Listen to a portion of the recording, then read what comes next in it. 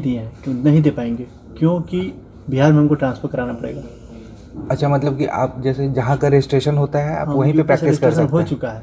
तो आप यूपी में ही ऐसे लीगली अगर आप देखा जाए चलाना चाहते हैं, कुछ करना चाहते हैं तो यूपी में ही करेंगे। In this hospital in Bhagalpur, the pharmacist's brother is dispensing medicines without even asking for a prescription. Hospital में आए हो क्या? हाँ, कुछ पूछना था। बुलाइए ना फार्मेसिस्ट, हाँ उनको बुलाइए ना, जानते होंगे दवाई ववाई के बारे में। हाँ बताओ ना क्या चीज़ पूछना है। वाइफ प्रेग्नेंट है, उसको बीपी का थोड़ा सा प्रॉब्लम होता है। बीपी के लिए तो डॉक्टर ही कंसल्ट करेंगे प्रेगनेंसी में। वैसे तो इसमें बीपी के लिए एक ही टैबलेट तो एक ही आता है, ऐसे नहीं दे सकते, डॉक्टर ही एडवाइस करेगा। Welcome back. News coming in from Pakistan now over the rising threat of the Tehreek-e-Taliban Pakistan. Rising attacks have now led to a blame game between the central government in Pakistan and the regional authorities. TTP fighters attacked a military post in the Malakand province. A bomb was detonated on a relief convoy that was heading towards the post. At least 5 Pakistani army personnel have been killed in that particular attack, and that seems to now have triggered war words between the regional authorities and the civilian government there. Interior Minister has now come out and said that the number of TTP fighters in the region was between 7,000 to 10,000, adding that some of those had previously laid down arms are now secretly resuming those activities. Anand Narsimhan, my colleague, now joins us for more on this. Anand, there is blame game that's going on there, and it looks like the civilian government and the military have been losing their grip as far as the situation goes. Not just that, what we are also getting to understand is that the Khyber Pakhtunkhwa government has been blamed by the central Pakistani establishment, Rana Sanaullah, pointing fingers at the Khyber Pakhtunkhwa government. But meanwhile, the TTP has released a letter which we're showing on our screens, which says that there is no threat to foreigners, there is no threat to anybody else, because their target is only the Pakistani forces. So this is what the TTP has tried to say. This comes days after the TTP also issued a warning where they had the Pakistan parliament in Islamabad in sight, and you had one of the TTP cadre with his feet up on a parapet and then putting out a chit saying, "We are coming." Now, the Tehreek-e-Taliban Pakistan has only intensified its attacks on Pakistani military personnel, and they have tried to rubbish all the claims that have been made by the Pakistan military. There is also internal strife within the Pakistan military, with not too many taking kindly to General Asim Munir's elevation, and that is why there is talk that there are groups which are now wanting to destabilize the Pakistani military establishment under Asim Munir. There are also reports that nearly 5,000 army officers and personnel have actually submitted their resignations, and this is also doing the rounds in media in terms of reports. So clearly things seem to be in a state of flux, and the TTP seem to be emboldened as they're also claiming support from the Baloch Liberation Army. The TTP seems to be emboldened, and the Pakistani military and the administration seem to be losing their grip. There is a blame game that is now coming to the fore, even as we are seeing several attacks that are taking place against military establishment and the army, in which several of the army personnel have been killed as well. We'll keep a track of that and much more, but with that, it's a wrap from me on this edition of Nation at 5.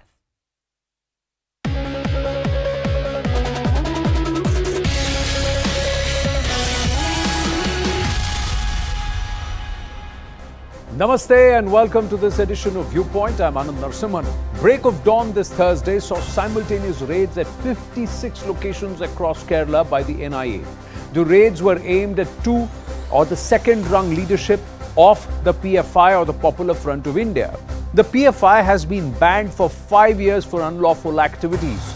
These raids were aimed at thwarting any attempts by the organization to regroup. Now, before the ban on the 28th of September this year, nearly 200 PFI cadre were rounded up and arrested across 13 states in the country.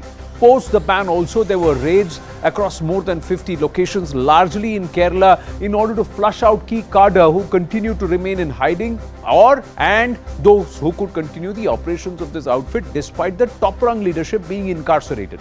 Now, the raids this Thursday are the second time the NIA has moved in on multiple locations in Kerala.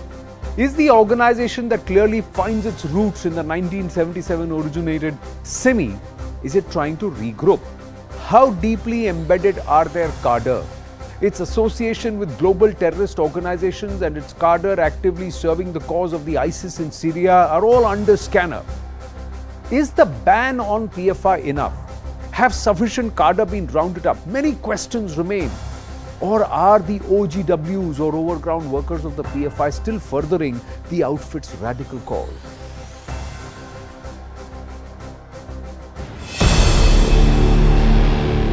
Early morning raids across Kerala by the National Investigation Agency, aimed at striking at the foundation of the banned Popular Front of India.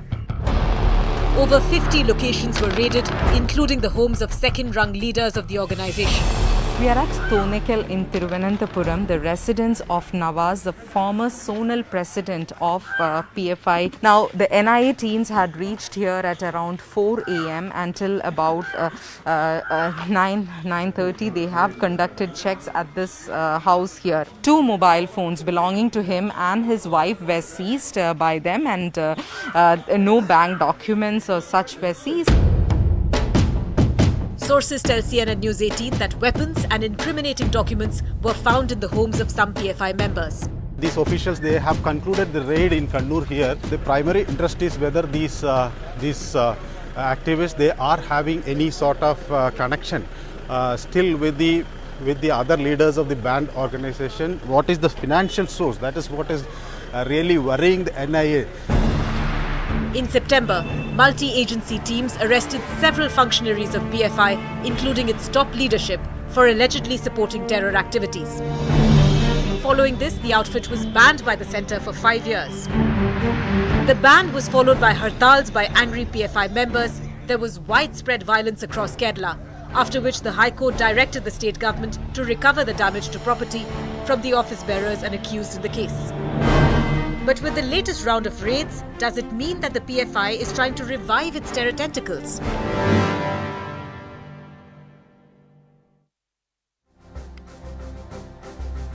Let's quickly get you the locations where the raids have been conducted. It all started in Pathanamthitta, but in Ernakulam there are 13 places where the raids took place. Let's call that out one by one. We'll show you. So in Kerala largely, and if you were to see, Ernakulam 13 locations, Alappuzha 3 locations, Kollam saw 3 locations, and then further on Pathanamthitta there were 3 locations that were raided, Malappuram 7 locations raided, Wayanad 6 locations raided, and Thiruvananthapuram 3 locations raided, Kottayam 2 locations raided, Thrissur 2 locations raided. So it is the length and breadth of Kerala that you would see. So there is Palakkad 1 location, Kozhikode 4 locations, and Kannur city 9 locations raided. So PFI largely started its operations on the north side of Kerala, on the northern Kerala, but they have now spread not just across all of Kerala, ladies and gentlemen. They are now present in more than 23 states and union territories in our country, 13 states where largely rounding up happened before the ban came into place, and their activities have been under the radar for a while. Now, is this organization regrouping? Is it trying to perhaps once again spread its terror tentacles? These are questions that remain. Let's go across to our guests this evening who are joining us. Nirmal Kaur, former IPS officer with us. Mithun Vijay Kumar, author and citizen activist with us. Savio Rodriguez.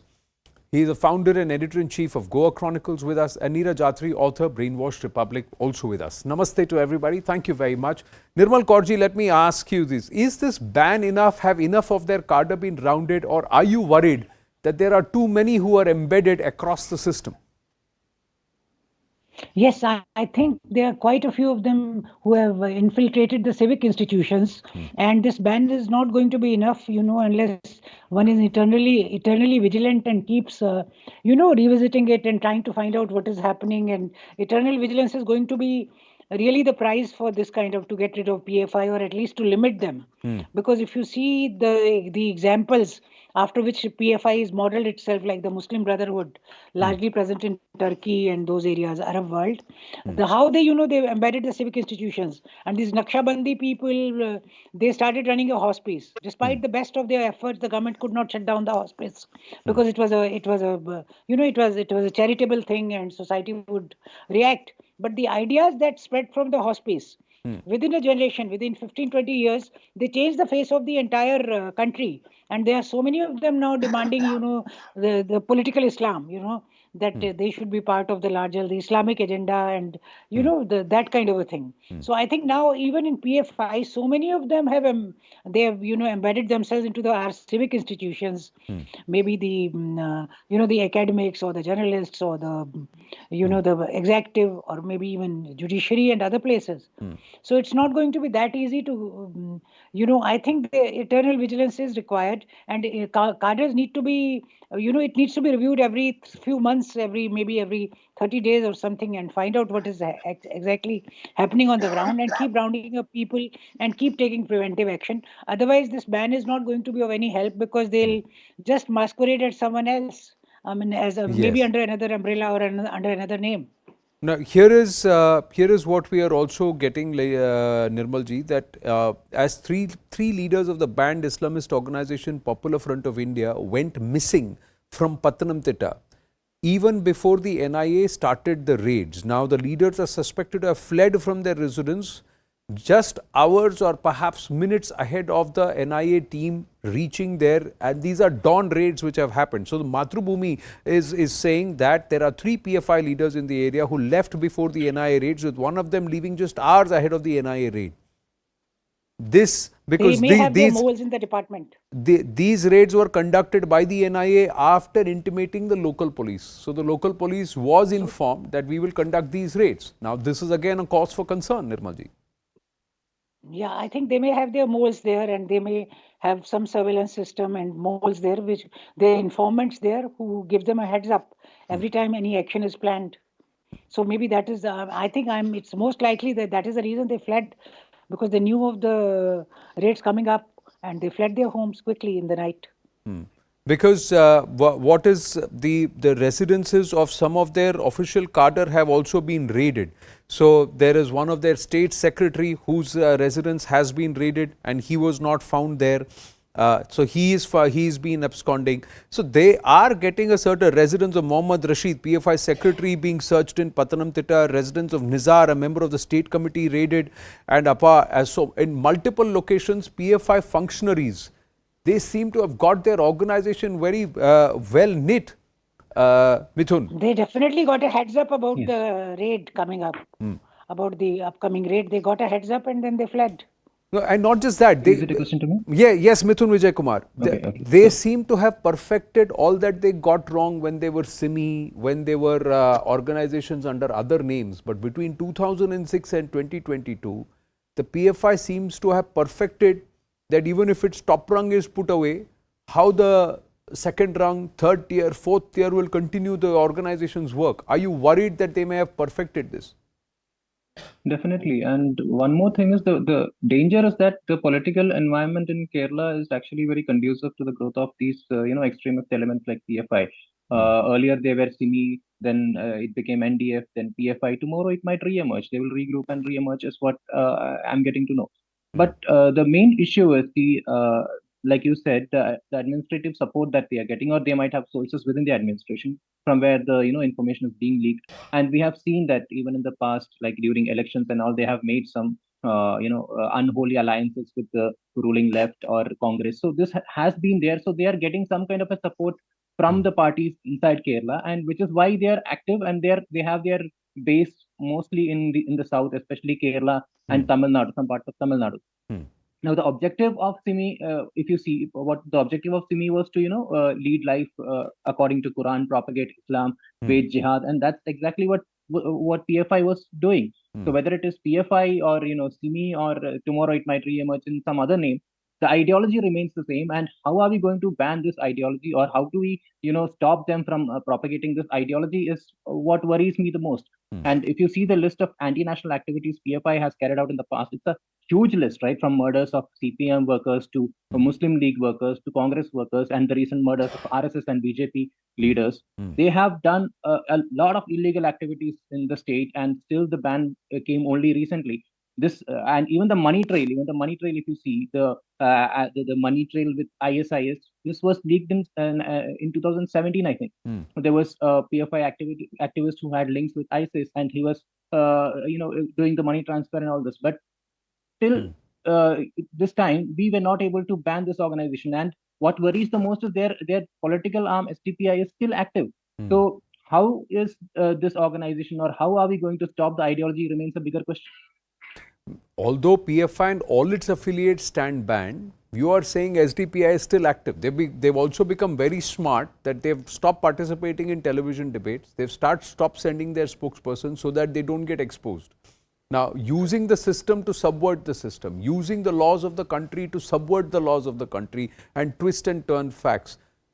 How would you end up banning an outfit and organization like this if they have more than 23 to 30,000 cadres who are affiliated to them across the country? Arresting 200, is that enough, Xavier Rodriguez?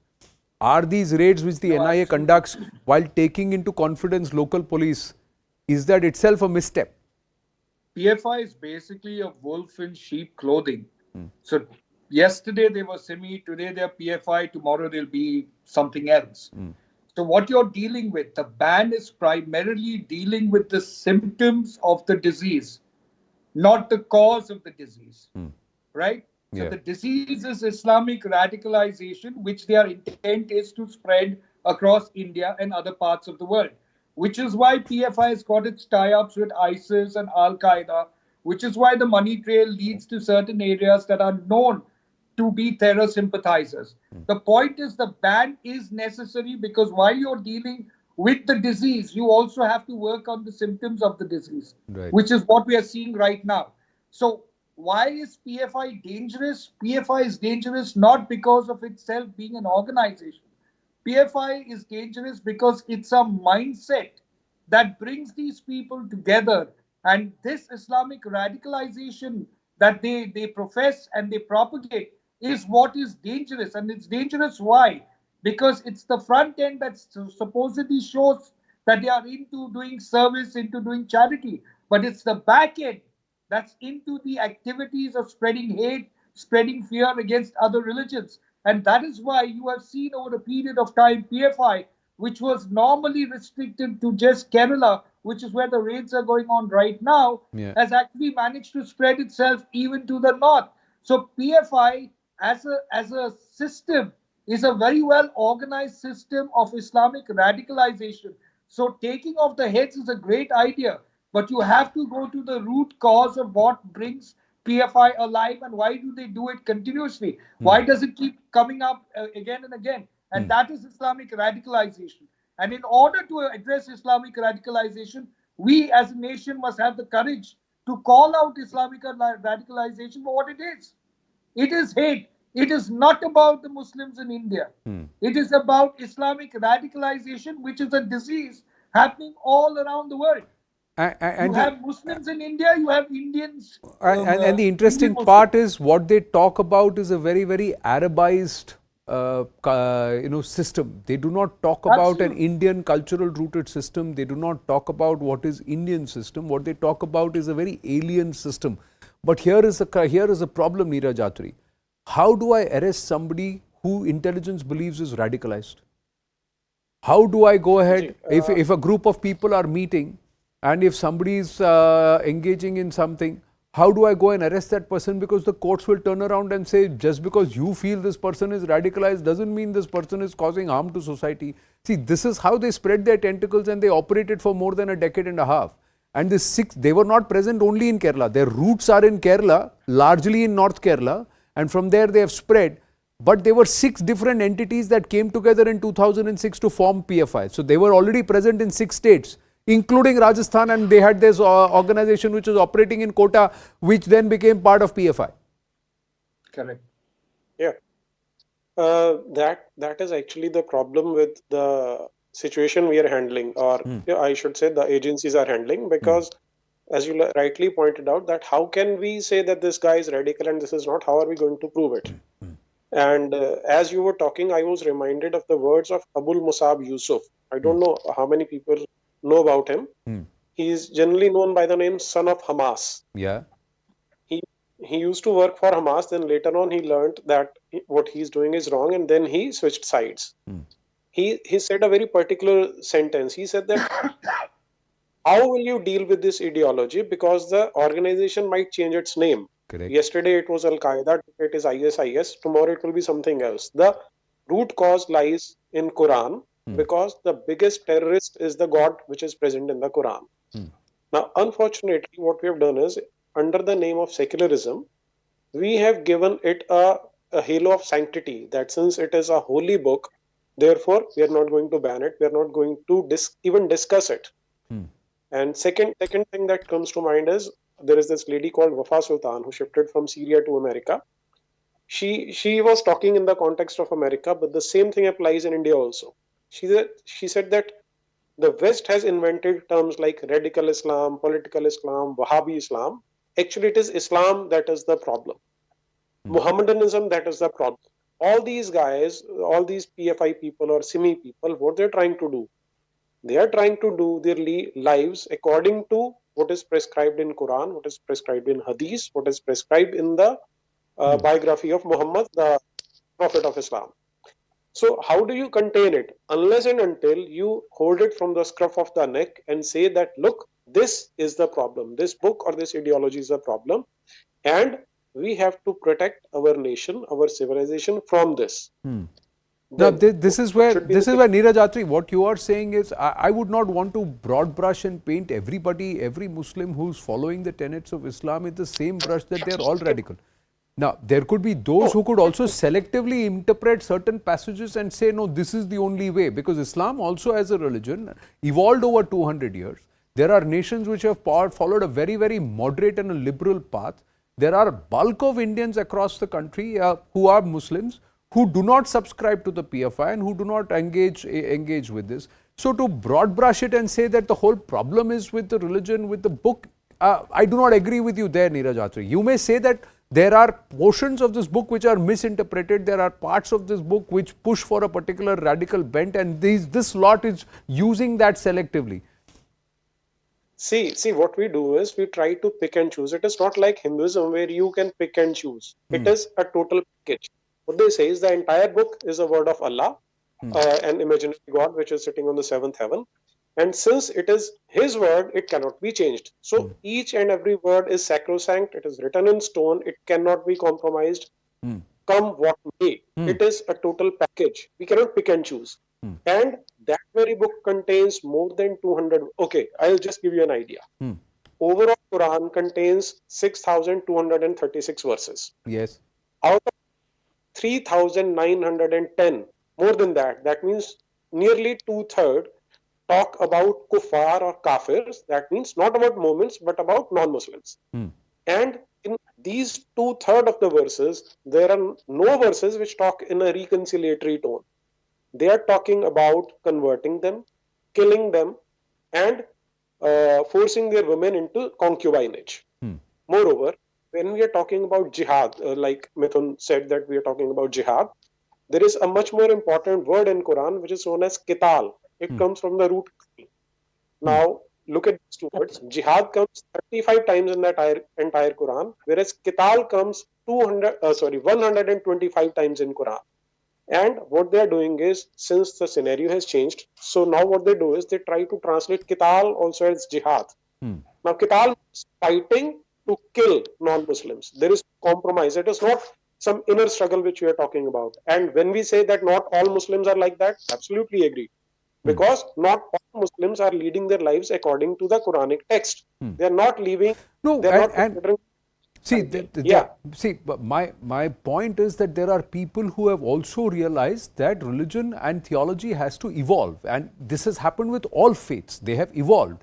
But there are also those who say we want to go back to the medieval ages, we want to go back to the dark times, and we want to go back to what was Arabi Islam. See, Islam evolved based on, and it also amalgamated with cultures across, as it spread across the world.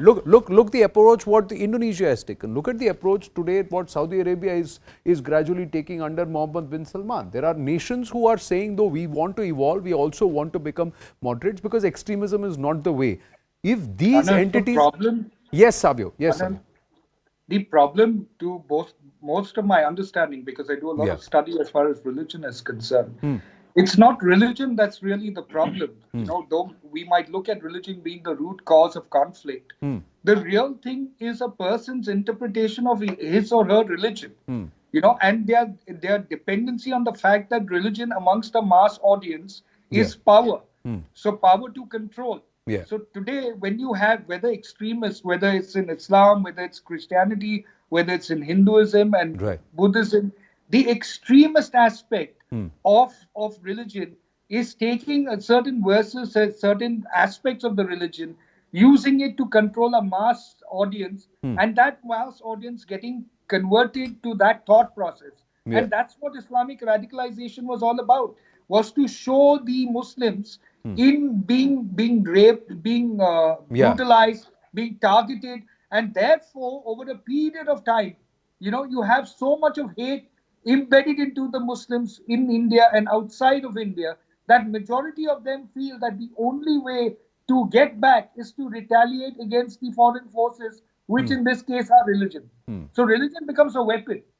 Yeah, it becomes a tool, and like you said, this whole narrative of you are under attack, so you need to counter and you need to hit back to defend. So this religion is under attack, religion is under danger, so the only option is to pick up the sword and go ahead and hit back and this. So this kind of narrative stitching is happening, and we can see that in these videos which are coming via the Al-Qaeda, via the ISIS and their mouthpieces, etc., which are actively being pushed and perpetrated. Some of the aspects which have come out in the NIA affidavit, before I go back to Nirmalji and also Mithun Vijay Kumar. Now, these are the revelations in the NIA affidavit as it exposed the PFI's modus operandi. The first revelation is that PFI identified individuals for possible targeting. So, those who are vulnerable, those who can be brainwashed. A lot of them are educated individuals, ladies and gentlemen. Graduates, postgraduates, a lot of them are scientists, engineers, etc. PFI had a secret wing of reporters to prepare a hit list. Then some PFI cadre also propagated the ideology of ISIS in Syria. Another revelation is that PFI cadre committed multiple murders in Kerala. And the fifth revelation is that they killed victims brutally to try and send a message to society that don't mess with us. Acts committed with intent to terrorize people. Revelation 7, the PFI encouraged youth to join Lashkar, Al-Qaeda and ISIS. The 8th revelation is suspicious financial transactions for unlawful activities. So these are the 8 odd revelations that came in from the NIA affidavit. Then they also said, this is what they said, you creating groups, a secret reporters wing with the intent to prepare a list of targets, and they collected the data of leaders of other communities. They imparted training on subversive activities to cadre, and then the modus operandi was imparting training needing probe. That's what the NIA is saying. Encourage youth to join Lashkar, ISIS, and of course head towards Syria and also join the Al-Qaeda. Some of the cadre also propagated the ideology and then traveled to Syria for joining ISIS, and that number is quite significant, although it's been brushed out and tried to be, the effort was to play it down. A larger conspiracy to make cadre join ISIS also needs probe, is what the NIA is saying. Interestingly, Nirmal Kaurji, each one of these revelations point to one aspect, to radicalize. Their intent was to radicalize. The intent was not to say that, you become a benign server. They used fronts like name is India, Popular Front of India, Campus Front of India. SDPI is the Students Democratic, Social Democratic Party of India, something like that. So everything is India, India, India, India, India. But what's being pushed is Islam, and that too radical bent. Why would you want to send youngsters from India all over to Syria? Brainwash women. The Kerala Christian Forum complained against the PFI and its activities, saying that they are trying to radicalize Christian girls. The ISIS widow story is very interesting, that out of the 8 or 10 widows who are languishing in jails in Kabul, about 4 or 5 of them were converted. Correct. Nirmalji. Truly so. I think they are radicalizing. Not only are they intent on radicalizing, they are also going about it in a highly methodical manner, in a highly organized, methodical manner. And like first they prepare lists, then they see who all are vulnerable, who can be radicalized, what can be done, to who's radicalized to what degree, who's ready to be sent to Syria, who's not. who can just be a, some kind of a mule locally in ordinary run-of-the-mill kind of things. So they are radicalizing, they are grading people as per their radicalization and using them. So PFI, I think, is a mentality, not an organization. As I think someone said something similar on the panel. It's a mentality they are transmitting like a virus to everyone. That this is what we want a political Islam, and we are being persecuted. They convince them somehow that if you don't believe in all this, you'll be persecuted, or somehow you'll face your end, or you'll face extinction. They manage to convince people that they have to defend their faith, and they have to defend themselves. And that is the way, and what really is surprising is they are much more organized than Simi, much more methodical than Simi, and they have learned their lessons well from Simi, and they don't want to repeat the, they have a very carefully crafted face. So it is going to be very, very difficult to, because that gives them a lot of deniability. No, we are India. We are. Yeah, they also hide behind this veil of plausible deniability. All their leaders, all their functionaries do. The other thing is that, like AI learns by itself, this organization has mutated to learn and become better and better, to try and make so many filters and put so many layers that is going to be difficult to get right to the bottom and weed them out. So what's the next step, Mithun Vijay Kumar? How does the system weed them out? How does the system ensure that they don't take root, shape in another form and they don't manifest? Because although their base is largely in Kerala, they have been present across the country in a lot of disturbances. They've also evolved in terms of how they will create social unrest, how they will cause activities, or what kind of activities they will get involved in to subvert the system. Yes. See, the only solution is, like you said, they are more like AI. They are learning and they are improving day by day. And the only solution would be that the state government and center work hand in hand and, deal with this issue. And people also must realize that, these organizations, they should keep aside their religious beliefs and understand that the threat that radical organizations like PFI pose to this country. See, there are plenty of Islamic organizations in Kerala that work for the welfare of people, but PFI is definitely a threat to the national security. They have links to terrorist organizations outside India, from where they actually receive funds to carry out terrorist activities inside inside India, especially focusing, Kerala and the southern region. So there are plenty of activities that they have done, like the arms training cases there, weapons were seized from STP and PFI officers. The Bengaluru riots were sponsored by them. They are actually anti-national. They had, they had stopped the Independence Day program for singing Vande Mataram. They have raised, Pakistan. They celebrate the Mopla massacre. So, they openly celebrate the Mopla massacre on the streets of Kerala, and they are allowed to do that. Yes, and the irony is that even the the people who are part of the Mopla rebellion, the Mopla massacre, they were later awarded. They were actually recognized as freedom fighters by the left government. That's a different thing altogether. So the kind of appeasement politics that is in Kerala is what's making it conducive for organizations like PFI to grow and strengthen its roots. So I actually request the state government to work hand in hand with the center to ensure that this organization doesn't re-emerge, or at least we should work together to put an end to this Islamic radicalization in the country. Well, I have to wind up, but this is a rankling worry that somebody from the local establishment informed these leaders and allowed them to get away hours before the raids happened.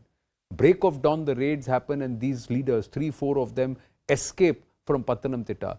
Are there many more? So who are these moles within the system who are willing to work with these people who are up to no good for India? That's a concern which also the Pinarayi Vijayan-led government must have, because it's not healthy. I thank you all for joining us. We wind up Viewpoint on that note. Biggest exclusive follows. Stay with us.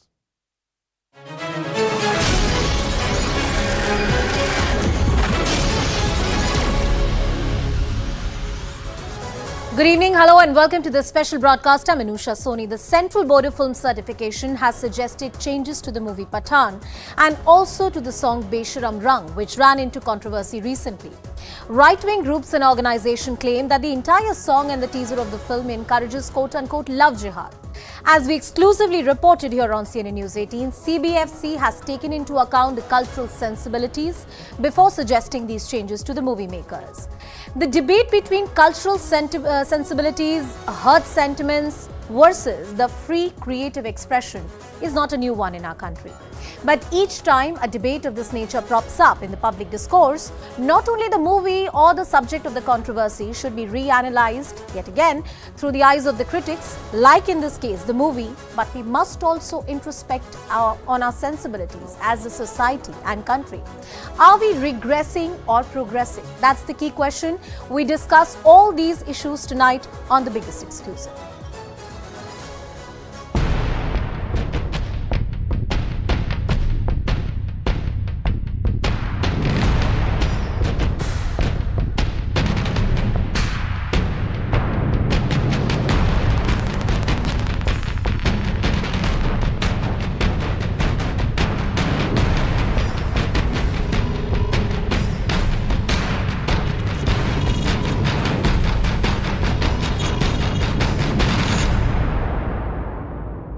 निर्णय सराहनीय है। Real life पर भी असर डालती है। इस बात का निर्माताओं को, निर्देशकों को